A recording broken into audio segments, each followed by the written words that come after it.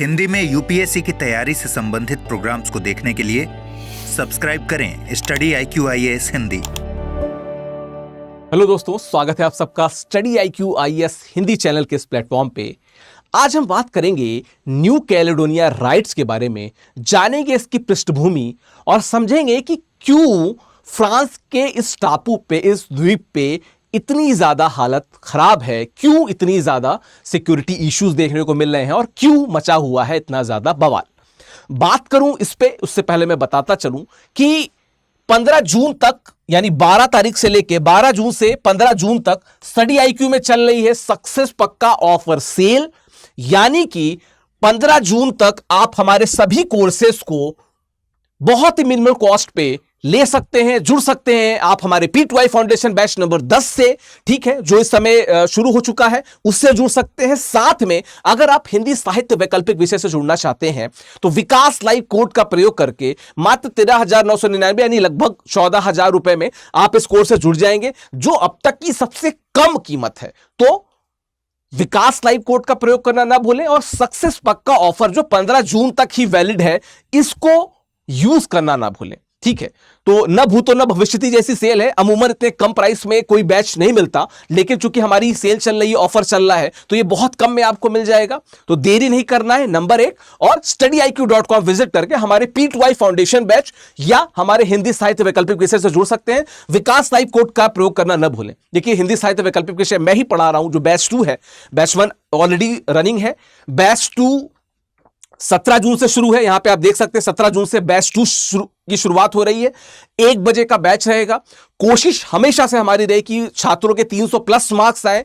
विगत कुछ वर्षों में जो सफलताएं मिली हिंदी साहित्य को, उन्होंने इस बात को पुष्ट किया कि अगर आप थोड़ी भी मेहनत करेंगे, थोड़े जिसे कहते हैं ना कि तरीके से अपने कोर्स को कवर करेंगे, स्मार्ट स्ट्रेटजी अप्लाई करेंगे, तो हिंदी साहित्य एक ऐसा वैकल्पिक विषय है कि आपको 300 प्लस नंबर गारंटीड देगा। तो देर नहीं करना है। 17 जून से बैच शुरू है, बैच नंबर 2। विकास लाइव कोड का प्रयोग करके आप हिंदी साहित्य वैकल्पिक विषय से जुड़ सकते हैं। देखिए, जो न्यू कैलेडोनिया आइलैंड की मैं लगातार बात कर रहा हूं, जहां पे विगत अगर मैं कहूं तो लगभग 10-12 सालों से बहुत गहमा गहमी दिख रही है, उसकी बात करने से पहले मैं ले चलूंगा आपको 1774 में, जहां पे जेम्स कुक नामक एक ब्रिटिश ट्रैवलर जाते हैं और इस आइलैंड की खोज करते हैं 1774 में, ठीक है। जब 1774 की मैं बात करता हूं तो क्या है, 1774 में जो जेम्स कुक हैं,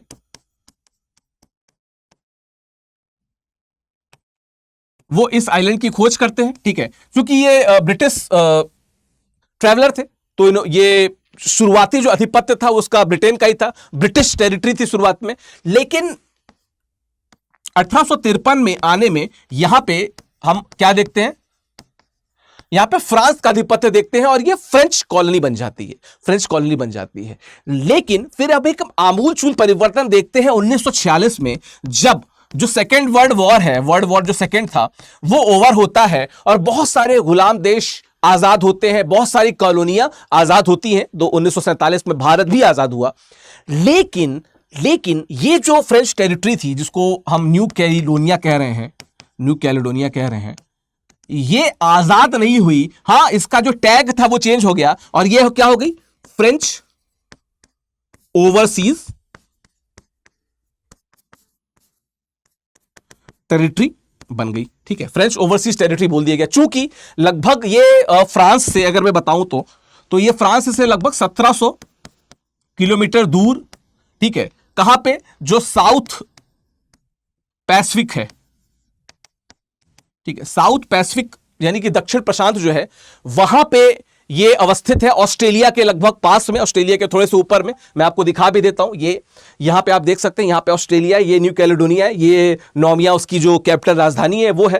तो 1700 किलोमीटर दूर है फ्रांस से, और 1946 में जब ये फ्रेंच ओवरसीज टेरिटरी का टैग पाया, तब से लेके अब तक वहां के जो लोकल्स हैं, ठीक है, जो वहां पे लोकल्स हैं, लगभग 40% वहां की जो पॉपुलेशन है वो कनाक्स की है, ठीक है। कैनाक्स की 40% पॉपुलेशन है। कैलडोक्स भी है यहाँ पे, कैलडोक्स भी हैं, ठीक है, इनकी भी ठीक ठाक आबादी है। उसके अलावा वहां पे फ्रांस से जाके बसे लोग हैं जो विगत 70 72 75 सालों में जाके वहां बसे हैं, ऐसे बहुत सारे लोग हैं। लेकिन जो न्यू कैलेडोनिया के लोकल्स हैं वो फ्रांस के आधिपत्य में नहीं रहना चाहते। वो चाहते हैं कि हम अपना जनमत करा के स्वतंत्र देश बने और सभी जो अधिकार हैं वो हमारे पास हों, वो फ्रांस के पास न हो। जैसे भारत में अगर आप नई दिल्ली का एग्जांपल लें तो जो भारत की राजधानी है, केंद्रीय सरकार का जितना वर्चस्व नई दिल्ली में रहता है उससे थोड़ा और ज्यादा वर्चस्व आपको फ्रांस का दिखेगा न्यू कैलेडोनिया में।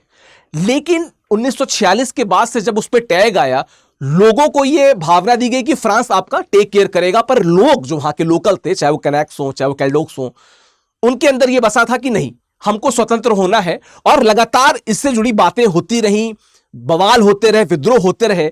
1980 के दशक में ना, 1980 के दशक में नोमिया एकॉर्ड साइन किया गया, ठीक है, नोमिया एकॉर्ड साइन हुआ, ठीक है। यहां पे बात हुई कि चलो हम आपके स्वतंत्रता की बात करेंगे, आप कराओ जनमत संग्रह। लेकिन फिर वहां पे लोग बट गए, क्योंकि वहां पे ठीक ठाक मात्रा में फ्रेंच भी आ गए थे, कैलडोक्स ने भी उनका साथ दिया, और वो आधा आधा की बात तो हो गई, बट गए, और स्वतंत्रता की बात आई गई हो गई, चली गई। मतलब उसके बाद स्वतंत्रता जैसी बात साइड में चली गई। तो कहीं ना कहीं जो इंटरनल एग्रेशन था वो बढ़ता जा रहा था। लोग थे वो चाह रहे थे कि जनमत हो, हम स्वतंत्रता पाए, फ्रांस की से मुक्ति पाए, इस तरह की बातें लगातार हो रही थी। 1990, 2010, 2018, 2019, 2021 बहुत सारे बवाल हुए, बहुत सारे राइट्स हुए, इंटरनल कॉन्फ्लिक्ट बहुत अलग अलग स्तर पे चला गया। बार बार यही मांग होती थी कि क्यों नहीं हमको मुक्त किया जा रहा है। और ऐसा नहीं है कि न्यू कैलेडोनिया विश्व स्तर पे न्यूज में नहीं था।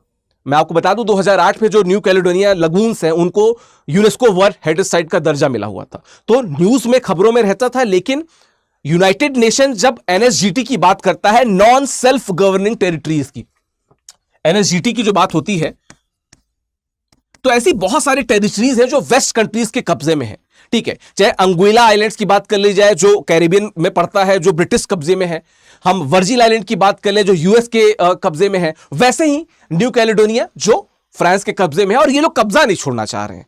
तो ऐसे बहुत सारे एनएसजीटीज जो थे, यहां पे लगातार विरोध देखा जा रहा है। पर न्यू कैलेडोनिया में राइट्स बड़े मामले में इस दौरान बढ़ गए। क्यों?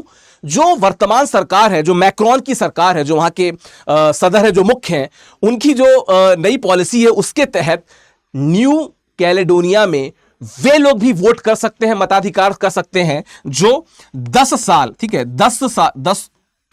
10 वर्ष या उससे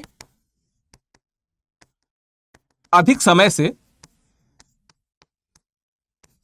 वहां रह रहे हैं, ठीक है।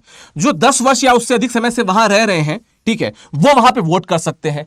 अब यहां पे मुद्दा ये उठ रहा है कि जो लोकल्स पहले से थे उनका तो हक बनता है। जो 2010 में कोई आया हो, 11 में कोई आया, 12 में कोई आया, वो वोट कर सकता है। वो आपके हक पे क्यों वोट करेगा? वो तो फ्रांस के हक में वोट करेगा। वो फ्रांस से यहां पे घूमने के लिए आया, यहां पे रह गया। तो इस तरीके की बातें वहां पे बहुत उबाल ला रही हैं, लोगों में असंतोष है, और इसी कारण बार बार वहां पे राइट्स जैसी सिचुएशन देखने को मिल रही है। यूं तो यूनाइटेड नेशन कंसर्न भी जाहिर कर रहा है, पर बिबे ने एनएसजीटी वाली बात की कि फिर वो यूएस और यूके और सारे देशों की बात करनी पड़ेगी, और उतना बूता या आप कह सकते हो उतनी रीढ़ की हड्डी यूनाइटेड नेशन में हमें देखने को नहीं मिलती है। वरना बहुत सारे ऐसी इश्यूज हैं जो सुलझाए जा सकते थे। है बात की जाए न्यू कैलेडोनिया आइलैंड की, तो वहां पे जो राइट्स का वजह है क्या कि 10 साल से ज्यादा लोगों को वोट करने का अधिकार वहां पे मिल गया है। मैक्रोन सरकार ने, जो फ्रांस में इस समय रूल कर रही है, उसने वहां पे आदेश जारी किया कि 10 साल से ज्यादा के समय के लोग वहां रह रहे हैं न्यू कैलेडोनिया में, वो वोट कर सकते हैं। और जाहिरी तौर पर यह क्लियर है कि वे लोग निश्चित तौर पे फ्रांस के समर्थन में वोट करेंगे, और लोकल्स जो है, कनेक्ट्स वगैरह हैं, वो इस कारण वो वहां पे डिसएग्री है और इसलिए विरोध प्रदर्शन हो रहा है। मैं बताता चलूं कि जब न्यू कैलेडोनिया आइलैंड अस्तित्व में आ रहा था, लोकल्स तो पहले से रह रहे थे, फ्रेंच लोगों ने क्या किया था कि जो उसको एक जेल की तरह बना दिया था। तो जो उनके खूंखार या राजनीतिक अपराधी होते थे उनको वो न्यू कैलेडोनिया में भेज देते थे और वहीं निर्वासित करके वो उनको वहीं पे रखते थे। तो ऐसा नहीं है कि न्यू कैलेडोनिया का कोई विकास से जुड़े पर्सपेक्टिव पे फ्रांस ने कभी काम किया। इस वजह से भी वहां पे असंतोष बहुत ज्यादा है।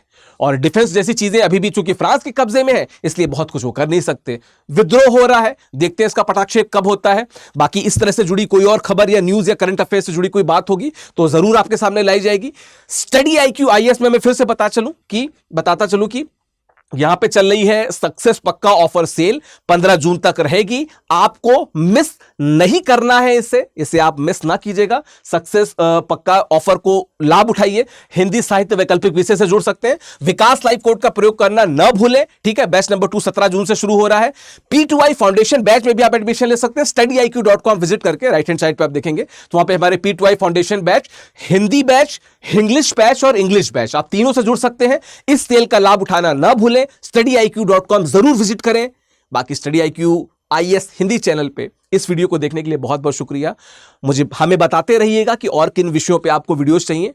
बाकी आपका दिन शुभ हो। धन्यवाद। हिंदी में UPSC की तैयारी से संबंधित प्रोग्राम्स को देखने के लिए सब्सक्राइब करें स्टडी IQ IAS हिंदी।